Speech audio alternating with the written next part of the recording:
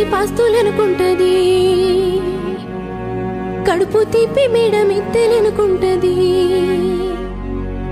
జ్వరమొచ్చి ఒళ్ళు కాలితే అమ్మ గుండె నిండా బాధ ఉంటది. ఓ దేవుడా నా బిడ్డను కాపాడమని వేడుకుంటది. బిడ్డ లేచి నవ్వి ఆడినప్పుడే అమ్మ ముఖమున కోటి దీపాలు వెలుగును.